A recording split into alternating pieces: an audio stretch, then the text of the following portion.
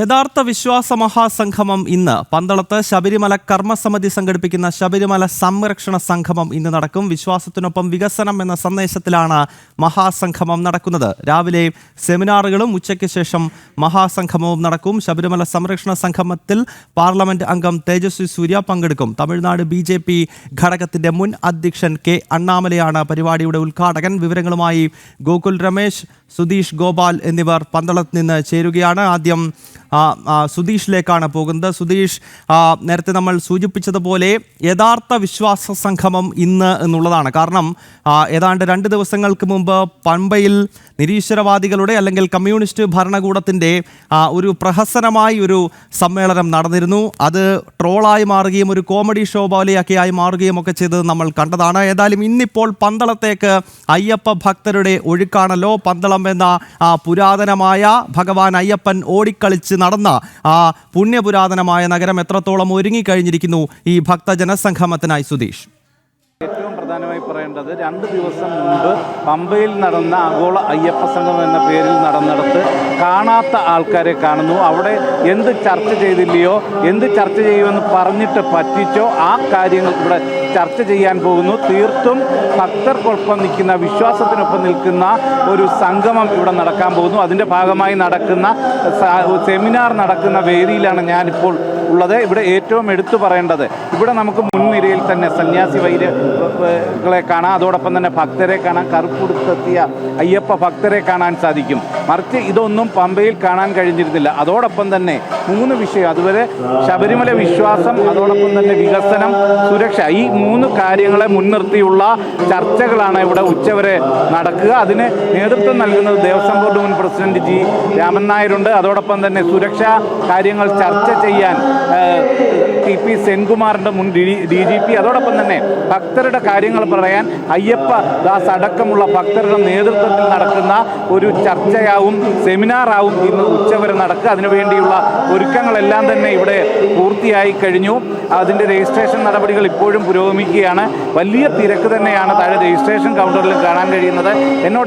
ഒപ്പം ഇപ്പോൾ ക്ഷേത്ര സംരക്ഷണ സമിതിയുടെ ചന്ദ്രൻ ചേട്ടനുണ്ട്. ചേട്ടാ, എത്രത്തോളം പ്രതീക്ഷയോടെയാണ് ഈ ഒരു സംഗമത്തെ, ഇവിടെ നടക്കുന്ന ചർച്ചയെ കാണുന്നത്?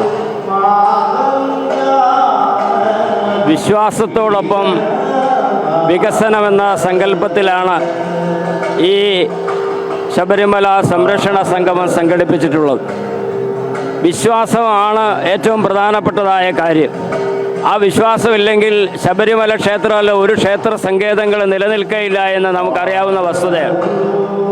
അതുകൊണ്ട് വിശ്വാസത്തിൽ അധിഷ്ഠിതമായി നമ്മുടെ പാരമ്പര്യത്തെയും സംസ്കാരത്തെയും ആചാര അനുഷ്ഠാനങ്ങളെയും സംരക്ഷിച്ചുകൊണ്ടുള്ള വികസനമാണ് ശബരിമലയിൽ നമ്മൾ ആഗ്രഹിക്കുന്നത്. അതിൻ്റെ ഒരു ചർച്ച വിവിധ സെമിനാറുകളിലൂടെ ഉരുത്തിരിവരികയും സന്യാസി ശ്രേഷ്ഠന്മാരും അതേപോലെ തന്നെ വിവിധ സാമുദായിക സംഘടനകളുടെ നേതാക്കന്മാരും വിവിധ ഹൈന്ദവ സംഘടനാ നേതാക്കന്മാരും ചർച്ച ചെയ്ത് ശബരിമലയുടെ വികസനത്തെ സംബന്ധിച്ചിടത്തോളം മുൻപ് സത്യാനന്ദ സരസ്വതി തൃപ്പാദങ്ങൾ നൽകിയ ഹരിവരാസനം പ്രോജക്റ്റിൽ കാലോചിതമായ പരിഷ്കാരങ്ങൾ, കാരണം പുതിയ ടെക്നോളജി വികസിച്ചതായ കാലഘട്ടത്തിൽ അതിൽ വരുത്തേണ്ടതായ മാറ്റങ്ങൾ ഇവിടെ ചർച്ച ചെയ്യുകയും അതിൻ്റെ അടിസ്ഥാനത്തിൽ രൂപരേഖ തയ്യാറാകുകയും അതിനുശേഷം നടക്കുന്ന അയ്യപ്പ സംഗമ സമ്മേളനത്തിൽ വെച്ചിട്ട് അടുത്ത ഭാവി പ്രോഗ്രാം എന്താണെന്ന് പ്രഖ്യാപിക്കുന്ന രീതിയിലാണ് കാര്യങ്ങൾ പോകുന്നത്. വികസനം വേണ്ട എന്ന് നമ്മൾ ഒരിക്കലും പറയുന്നില്ല.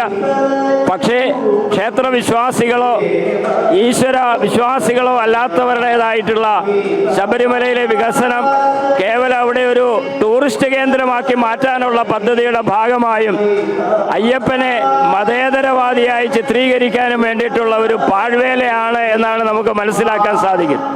അതിവിടുത്തെ അയ്യപ്പ സമൂഹം യാതൊരു കാരണവശാലും അംഗീകരിക്കുകയില്ല എന്നുള്ളതാണ്.